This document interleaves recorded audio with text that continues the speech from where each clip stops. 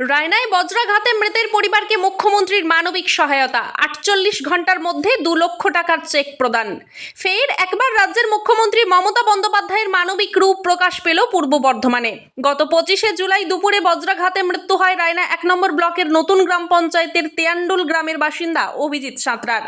ঘটনার মাত্র ৪৮ ঘন্টার মধ্যে রাজ্য সরকারের পক্ষ থেকে মৃতের পরিবারকে ২ লক্ষ টাকার আর্থিক সাহায্য প্রদান করা হয়। শনিবার মৃতের পরিবারের হাতে এই চেক তুলে দেন রায়নার বিধায়িকা শম্পা ধারা। তার সঙ্গে উপস্থিত ছিলেন রায়না ১ নম্বর ব্লকের বিডিও অজয় কুমার দণ্ডপাত, রায়না থানার ওসি নিমাই ঘোষ, বেলসর ক্যাম্পের ইনচার্জ শফিউর রহমান, নতুন গ্রাম পঞ্চায়েতের প্রধান কার্তিক সানা সহ এলাকার আরও অন্যান্য জনপ্রতিনিধিরা। শোকে বিহ্বল পরিবারের পক্ষ থেকে কিছু চাল ও পোশাকের জন্য আবেদন জানানো হলে বিডিও সাহেব দ্রুততার সঙ্গে সেই ব্যবস্থাও করে দেন। একই সঙ্গে জানা গিয়েছে বজ্রাঘাতের ফলে অভিজিৎ সাঁতরার ভাইও আহত হয়েছেন। বর্তমানে তার চিকিৎসা চলছে এবং সরকারিভাবে তার চিকিৎসার সমস্ত দায়িত্ব নেওয়া হয়েছে। তেয়ান্ডুলে এসেছিলাম আমরা আজকে। এখানে গত পরশুদিন একজন বজ্রাঘাতে মারা যান।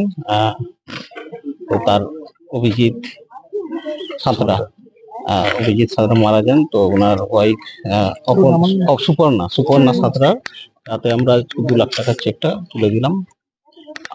কে কে ছিলেন? এমএলএ ম্যাডাম ছিলেন, প্রধান সাহেব ছিলেন, পুলিশের অথরিটিও ছিলেন, লোকাল সমস্ত মানুষকে নিয়ে আমরা এই করলাম। হ্যাঁ, গ্রাম পঞ্চায়েত প্রধান ছিলেন, মেম্বার ছিলেন, পঞ্চায়েতের টিমের সবাই ছিলেন। ওদের একটা দাবি আছে যে ওরা কিছু চাল বা হ্যাঁ, আমরা এখনই পাঠিয়ে দিচ্ছি। আমরা এখনই সমস্ত জিনিস ওনাদের অ্যারেঞ্জ করে আমরা সব দিয়ে দিচ্ছি। স্যার, বারে বারে নির্মিত আসছে এবং বজ্রঘাত হচ্ছে এবং প্রচুর মানুষ মারা যাচ্ছে। তো সেই ক্ষেত্রে কি ক্যাম্প করবেন? আমরা সচেতনতার ক্যাম্প আমরা একটা প্রতিটা এরিয়াতে করবো, যাতে করে বজ্রাঘাতের সময় যারা কি কি মেথোডোলজি মেনে চলতে হবে, গাছের কাছে জানানো যাবে না, বা মাঠে যদি থাকেন তাহলে সঙ্গে সঙ্গে চলে আসতে হবে, কোনো সেফ একটা পিসে আশ্রয়স্থলে রাখতে হবে, সেটা আমরা প্রচার করে দিচ্ছি। সমস্ত পুরো পিআরপি টিমকে এনগেজ করিয়ে আমরা মাইক দিয়ে প্রচার করে দিচ্ছি সমস্ত সংস্থায়। কোথায় এসেছিলেন?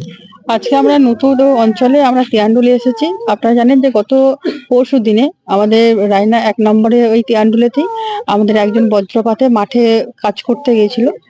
সেখান থেকে বাড়ি ফেরার পথে ওই বজ্রপাতে মারা যায় এবং আমাদের রায়না ২ নম্বর ব্লকেও কিন্তু সেম স্বামী স্ত্রী কাজ করছিল। তার স্বামী স্ত্রী ভালো ঠিক আছেন, কিন্তু তার স্বামীও মারা যায়।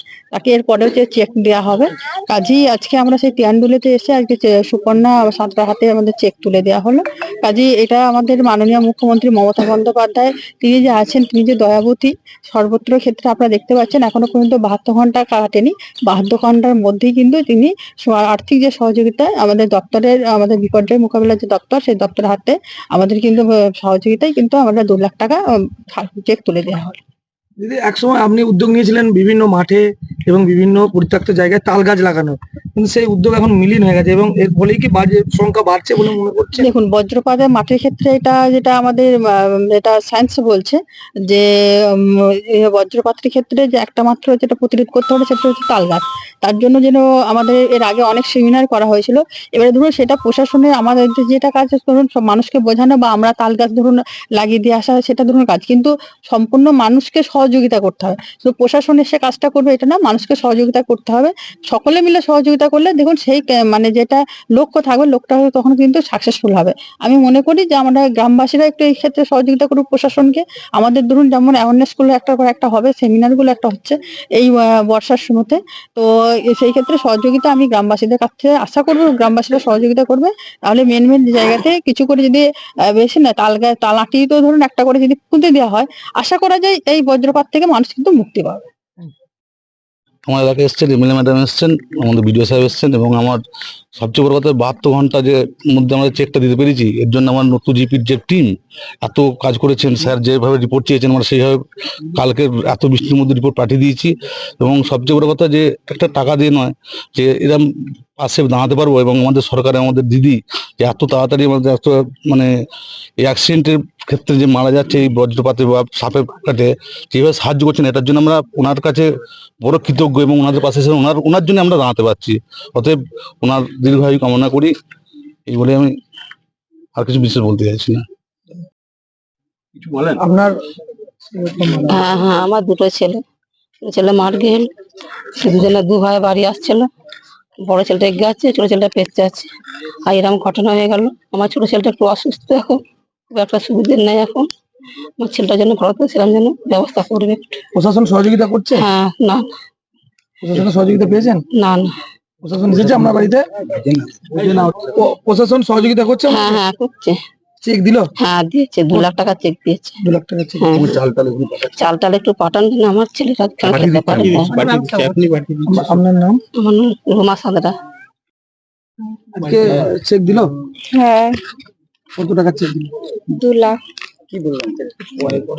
কি বলে গেলেন স্যার? স্যারেরা এই চেকটা দিলেন যে মেয়েকে মানুষ করবে মানুষের মতন। কি করবো, বাবা নেই। আর একজন যে আহত হয়েছে সে কেমন আছে? সে অতটা ভালো নেই, তবে মোটামুটি আছে। কি নাম তার? সুরজিৎ সাঁতরা। আপনি কটা পাচ্ছেন? একটাই প্রথম মেয়ে, আপনার নাম? সুপর্ণা সাঁতরা।